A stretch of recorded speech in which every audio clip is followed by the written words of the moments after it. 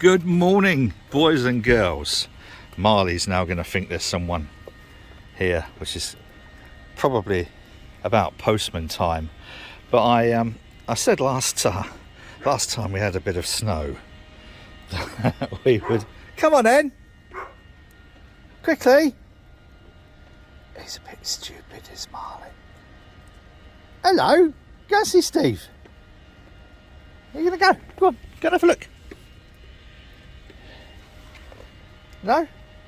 Oh, you're stupid. Come on then. Come on, quickly. No, alright. So, anyway, look. I'm treading in virgin snow. It's about as close to anything virginal. Oh, sorry, I didn't mean to get so smarty so soon. Anyway, look at this. It's like a postcard. A Christmassy postcard. I ought to take some proper photos, really, I suppose, instead of just waving my new camera around, my new phone around. And we're waiting for the great slide off of snow from roof. It probably hasn't frozen, I wouldn't have thought. I think it's probably up there just melting, so drippy rather than slidey offy crunchy splatty that happened last time. See, I know all the technical terms for weather, that it was. So yes, and this is what we woke up to.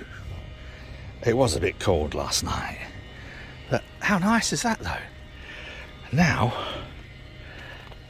yeah, I know, Charlotte always tells me that after I got frostbite in one of my toes a few years ago, no, really, honestly, I know, what a shitter I did, that I have to wear proper footwear when going out. Now I know there's no post. How can I tell there's been no post? Because there's no footy prints over to the post box up there. Look. So, but what a lovely little sight, isn't it, when we have a bit of snow? And this is quite deep snow, if you can tell from there, but it's about 3 or 4 inches in places, and it's the only time my van looks half decent. Not going to be doing much with this today. Mind you, I haven't been doing much with it this year. I will do. But how's that for a nice little canal side view in snow? Regular viewers will recognise my little CIP. In fact, I'll just turn it off for a moment.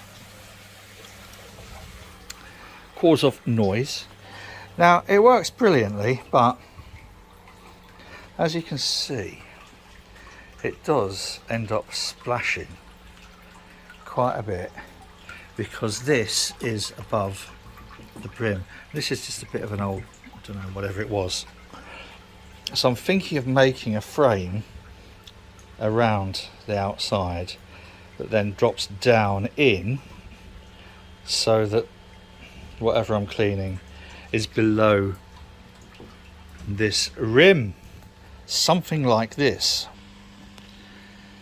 So cut a couple of pieces of plywood to the outside radius of that bucket, and then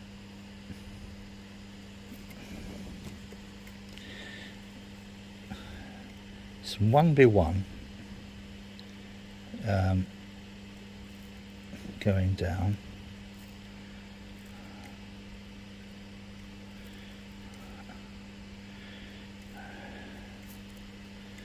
with some holes drilled,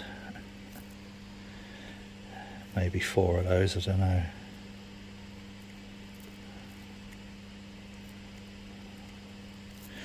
And then I've got some spile tubes. Fucking hell, look at this.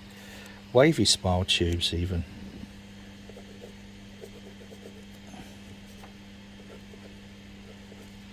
That will go through. I should have used a book instead of the back of an old envelope, shouldn't I? that will go through there onto something similar on this side.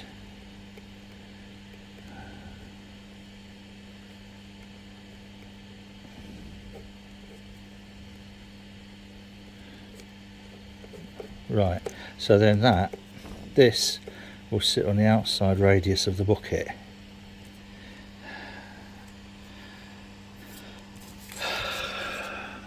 Just to show how diligent I am getting ready to register the Boathouse social with the Information Commissioner's Office, because we will be handling personal data and you need to be assured that we are going to store it safely and responsibly.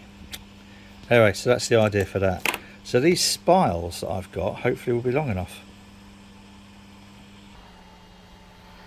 That could work. I thought I had some other stainless steel tubing, but that can work. Thank you. Even better. Right. Well, they're probably going to need cleaning. Or I could just use wooden slats, obviously. What I have been using. These have done all right for a year. But wood, kind of, I don't know. You know, we'll see. But that's probably a job for today. Along with, I'm going to have to move that. Find a way of putting this away somewhere. Move that. Maybe rinse it out again. Because I'm going to do HLT and me copper, and I know they're all battered and bruised. They've had a hard life, and I got Chris left a message saying, I hope you realise, you know, my welding isn't going to be whatever. And I just thought, your welding's fine, mate. There is nothing at all wrong with your welding. I'm just worried that this isn't going to be the nicest thing to weld to. So I'm going to start preparing these today. I've got my ferrule things, these,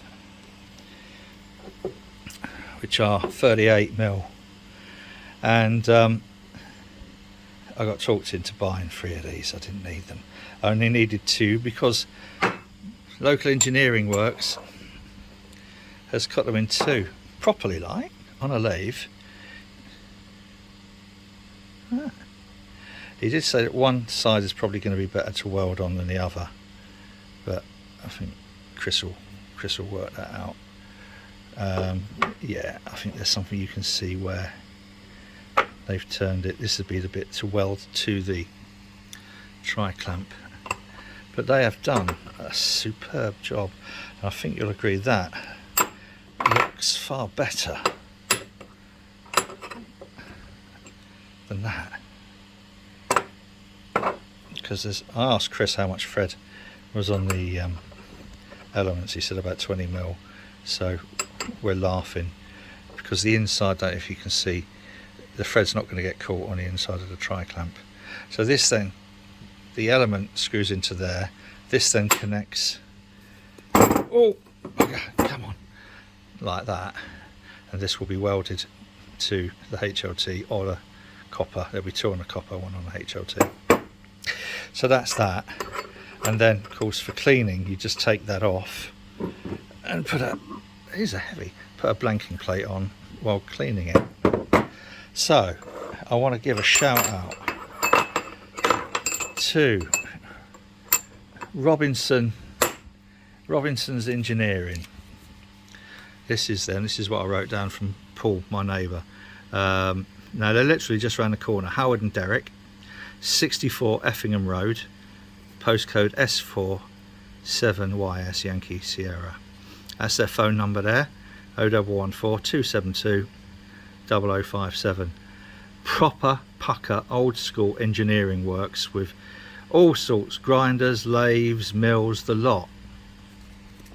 And I'm hard pressed to work out which is the bit that they've cut and which is the bit which was the normal outsidey bit, and Chris, I think that's where they've cut it. But I don't know, actually, no. Who knows? So, yeah, and reassuring that Sheffield still has that kind of old school engineering. I think that's brilliant. And even better that they're just around the corner. They're literally a 2-minute walk around the corner. If I walk down to the bottom of Canal Street and turn left, they're about 100 yards down there. So thank you guys. Shout out, big thanks, Robinson's Engineering, or it might just be Robinson Engineering, but that's their details anyway. Fantastic job, thoroughly recommend them, and we'll definitely be using them again for any bits that we might need doing, like handcuffs, collars, shackles. Sorry, how are we doing snow wise? Because the first part of this video will be me from a good few days ago now, because I've been a bit, you know, slack. Look at this. There's a tiny little bit of snow left. I'll show you where. That's the snow that we got left. And it's strange, as one of the things I usually do at this time of year. Actually, I've got to go on to Mustn't Grumble, so I'll just carry on while I'm on there.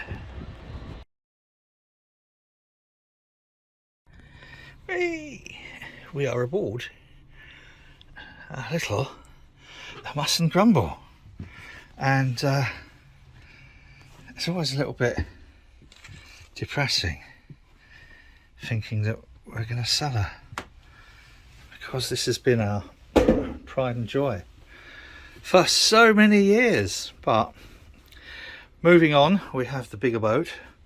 Anyway, I'll take a little seat. I'll sit you down for a minute. Usually this time, last year would have been the birthday of a wonderful person I first met when I came to Sheffield, who went on to be quite famous in a sort of like comedy sense. Her name was Linda Smith, and she was one of the most outstanding women I've ever met, and completely failed to get off with. Obviously, she had taste. And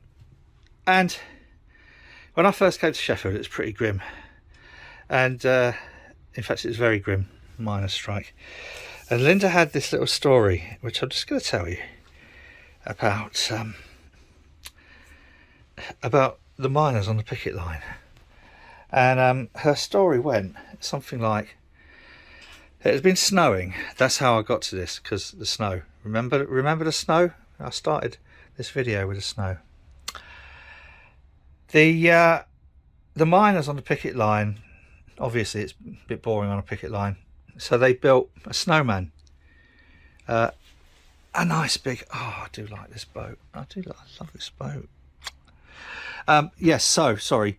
They built a snowman on the picket line. Made a really nice job of it.